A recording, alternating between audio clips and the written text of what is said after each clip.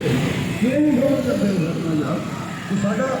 ਇੱਕ ਤੁਹਾਡੇ ਵਾਸਤੇ ਬੈਠਿਆ ਸੀ ਮਹਿੰਗਾਈ ਦਾ ਖਿਲਾਫ ਜਦੋਂ ਮਹਿੰਗਾਈ ਕਿੰਨੀ ਹੋ ਗਈ ਆ ਉਹ ਚੀਜ਼ Head northwest on Iqbal Avenue, Housing Society Service Road. ਗੁਲਾਬ ਚ ਚਲੇ ਜਾਓ ਕਿਤੇ ਵੱਧ ਦੁਕਾਨਾਂ ਨੇ ਜਿਹੜੇ ਨੂੰ ਕੋਈ ਫਰਕ ਪੈ ਨਹੀਂ ਕੋਈ ਮੇਰੇ ਵਰਗਾ ਇੱਕ ਦੋ ਲਗਾ ਕਰੇਗਾ ਦੋ ਚਾਰ ਉਹ ਕਿਤੇ ਦੇ ਰਹੇ ਕੋਈ 150 ਦੀ ਕੋਈ 120 ਦੀ ਕੋਈ 100 ਇਹ ਮਹਿੰਗਾਈ ਅਸਲ ਲੋਕਾਂ ਵੀ ਕੀਤੀ ਹੈ ਠੀਕ ਹੈ ਜਿਹੜੇ ਆਵਾਜ਼ੇ ਬਾਲਾਂ ਨੇ Continue on Nazaria East Pakistan Avenue for 2 ਉਹਨਾਂ kilometers. ਕੰਮ ਹੈ ਨਾ ਇਹ ਮਸ਼ੀਨ ਜੋ ਸਾਡੇ ਚਲਾਨ ਕਰਦਾ ਆਂਟੀ ਸ਼ਕਤੀ ਸਾਡੇ ਚਲਾਨ ਕਰਦਾ ਉਹਨਾਂ ਨੂੰ ਜਾ ਕੇ ਫੜਨ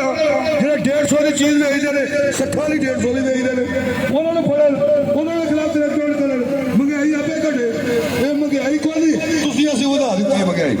ਹਰ ਬੰਦੇ ਦਾ ਆਪਣਾ ਆਪਣਾ ਰੇਟ ਹੈ ਹਰ ਬੰਦੇ ਦੀ ਆਪਣੀ ਆਪਣੀ ਗੱਲ ਹੈ ਉਹ ਕਹਿੰਦਾ ਲੈਣੀ ਤਾਂ ਉਹ ਲਗਾ ਕੇ ਜਾਓ ਬਈ ਤੂੰ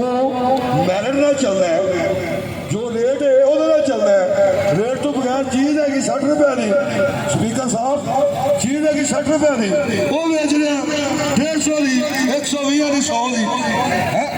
ਤੇ ਮਹਿੰਗਾਈ ਤੇ ਉਹਨੇ ਕੀਤੀ ਨਾ ਜਿਹੜਾ ਚੀਜ਼ ਦਾ ਰੇਟ ਹੈ ਉਸ ਚੀਜ਼ ਨਾਲ ਵੇਚ ਇਹ ਮਹਿੰਗਾਈ ਅਸੀਂ ਆਪ ਹੀ ਕੀਤੀ ਹੈ ਠੀਕ ਹੈ ਲੇਕਿਨ ਅਵਾਮੇ ਬਾਲਾਂ ਦੇ ਬਿਲਕੁਲ ਸੁੱਤੇ ਪੈ ਨੇ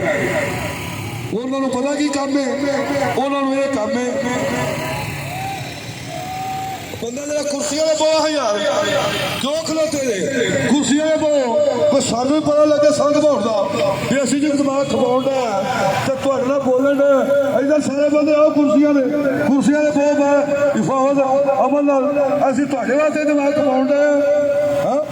ਫਿਰ ਅਸੀਂ ਦਿਮਾਗ ਖਵਾਉਣਾ ਬੰਦ ਕਰ ਦੇਣਾ ਭਾਈ ਤੁਹਾਡੇ ਵਾਸਤੇ ਬੋਲਣ ਦੇ ਸਾਰੇ